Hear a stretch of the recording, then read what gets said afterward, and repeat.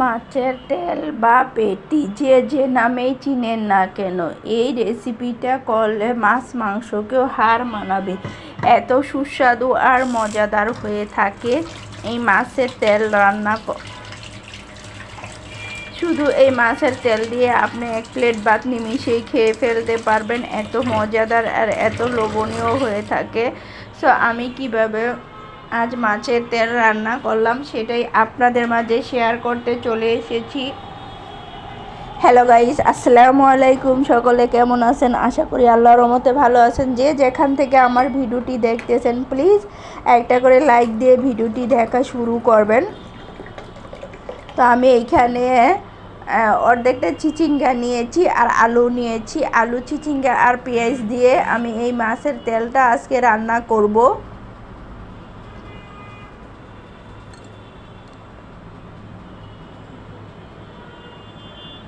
অনেকে তো অনেকভাবে মাছের তেল রান্না করে খেয়েছেন, একবার হলেও এইভাবে ট্রাই করে দেখবেন। যারা খেয়েছেন তারা তো জানেন, আর যারা খান নাই তারা একবার হলেও খেয়ে দেখবেন, কখনোই ভুলবেন না, বিশ্বাস রাখতে পারেন। এতটা মজার আর এতটা লোভনীয় হয়ে থাকে, আপনার পরিবারের সবাই আপনার প্রশংসা করবে।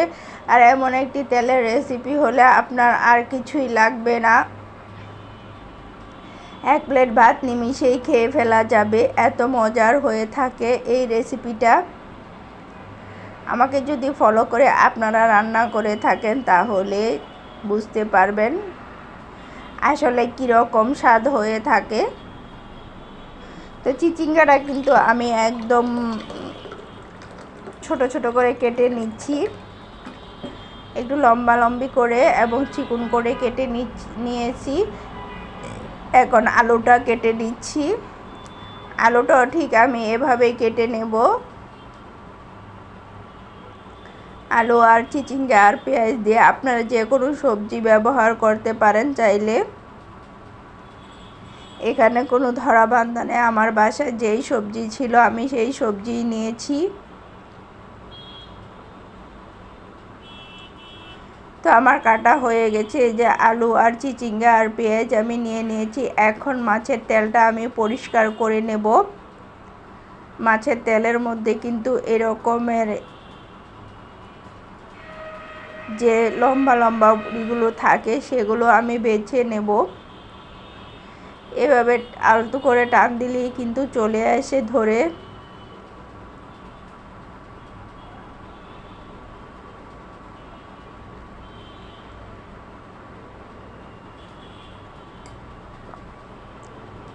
আর এগুলোর ভিতরে কিন্তু অনেকটা ময়লা থাকে, আর সে কারণে কিন্তু পরিষ্কার করে নিতে হয়। অনেক সময় অনেক ভুঁড়ির মধ্যে আবার অনেক তেলের মধ্যে দেখা যায় এগুলো বেশি একটা ময়লা থাকে না।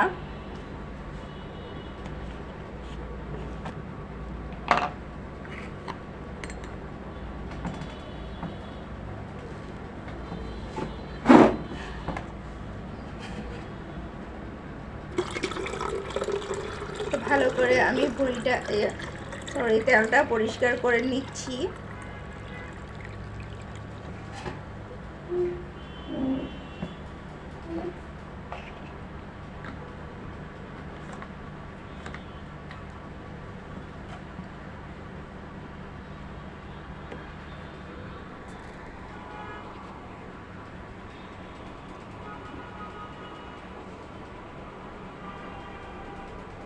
সো এইভাবে ধরে কিন্তু এইভাবে করলে পরিষ্কার হয়ে যায়। দেখুন আমি কিভাবে পরিষ্কার করে নিচ্ছি।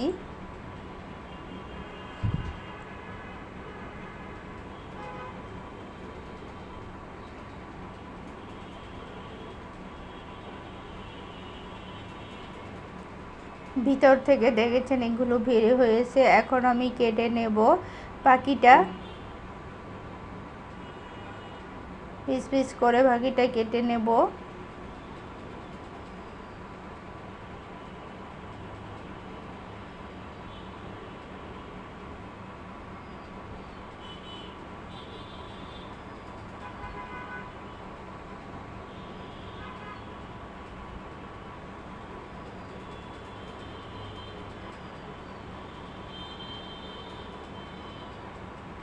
তো কাটা আমার হয়ে গেছে, এই পর্যায়ে আমি উঠিয়ে নিচ্ছি।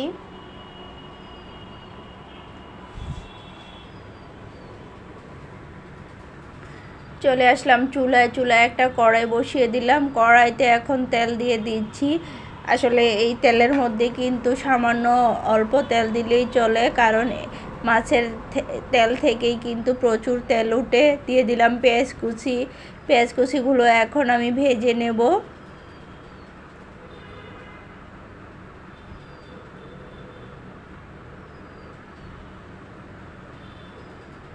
পেঁয়াজ কুচিটি আমি মোটামুটিভাবে বেশিও না কমও না এরকম করে ভেজে নিয়েছি। এখন দিয়ে দিলাম পানি দিয়ে এখন এটার মধ্যে আমি মশলা দিয়ে দেব। হাফ টেবিল চামচ হলুদের ফাঁকি, হাফ টেবিল চামচ মরিচের ফাঁকি, 1 চিমটি ধনিয়া, 1 চিমটি জিরার ফাঁকি, আর লবণ পরিমাণ মতো, আদা রসুনের পেস্ট 1 টেবিল চামচ, দুটি মিলিয়ে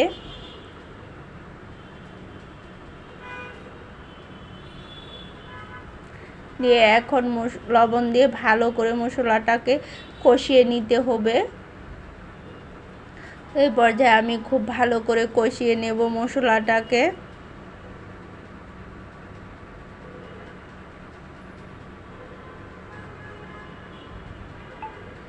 দিয়ে দিলাম এখানে লবণটা দিতে হবে স্বাদ অনুযায়ী।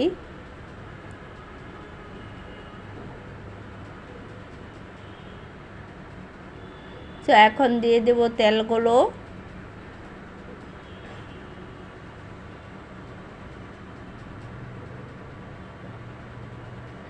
যে মাছের তেলগুলো আমি ধুয়ে কেটে পরিষ্কার করে বেছে রেখেছি সেগুলো দিয়ে দিলাম। দিয়ে একটু নেড়ে চেড়ে দিয়ে দেব সবজিগুলো। যে আমি আলু আর চিচিঙ্গা কেটে রেখেছি সেটা আমি দিয়ে দেব।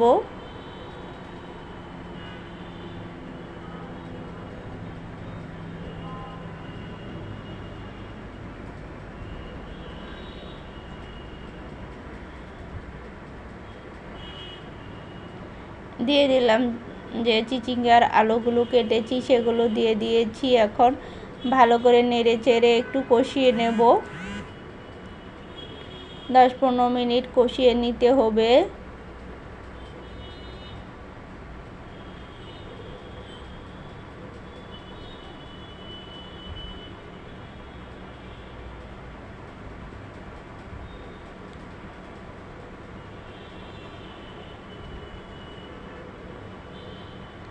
ঢেকে দিলাম কিছুক্ষণের জন্য।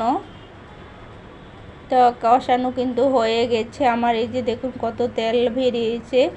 তো এই পর্যায়ে কিন্তু কষানো হয়ে গেছে। এখন আমি নেড়ে চেড়ে কিছুক্ষণ তারপরে ঝোল দিয়ে দেব, পানি দিয়ে ঝোল দিয়ে দেব।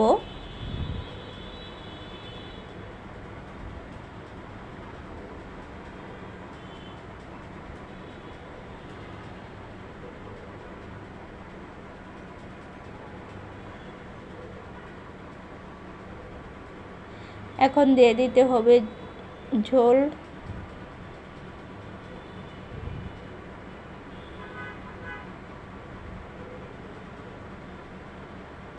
এটা আমি এত শুকনো না আবার একদম ঝোলও করব না, হালকা একদম যাতে সবজি গায়ের সাথে একদম ঘমাকো হয়ে থাকে ঝোল এরকমভাবে রাখবো।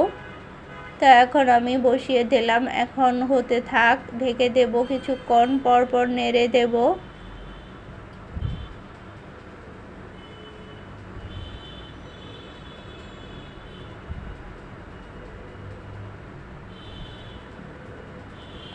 এই পর্যায়ে দেখে নিলাম আলুগুলো সিদ্ধ হয়েছে কিনা। আলু আর চিচিঙ্গা তো সিদ্ধ হয়ে গেছে অনেক আগেই। চিচিঙ্গা সিদ্ধ হতে বেশি সময় লাগে না। এ পর্যায়ে কিন্তু আমার রান্নাটা একদম কমপ্লিট হয়ে গেছে। তারপর আমি কিছুক্ষণ নেড়ে চেড়ে নিচ্ছি।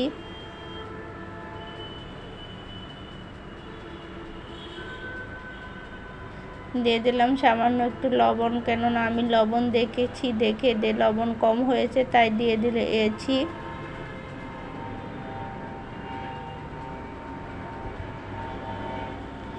যারা যারা এতক্ষণ ধরে আমার ভিডিওটি দেখতেছেন, লাইক দিতে ভুলে গেছেন, প্লিজ একটা লাইক দিয়ে দেবেন। আর ভিডিও বা ভয়েসের মধ্যে যদি কোনো ভুল ত্রুটি হয়ে থাকে তাহলে প্লিজ ক্ষমা দৃষ্টিতে দেখবেন।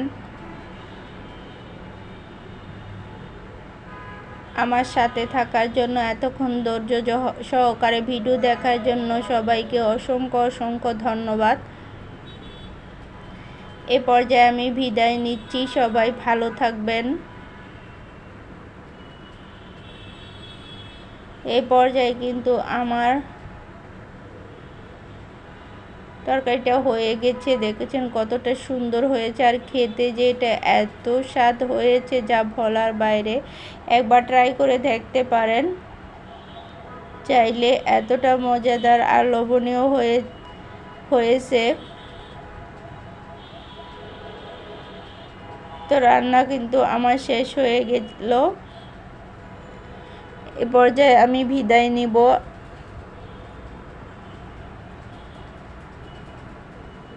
সবাই ভালো থাকবেন, সুস্থ থাকবেন। সবার জন্য অনেক অনেক দোয়া, ভালোবাসা, আমাদের জন্য অনেক দোয়া করবেন। আল্লাহ হাফেজ, আসসালামু আলাইকুম।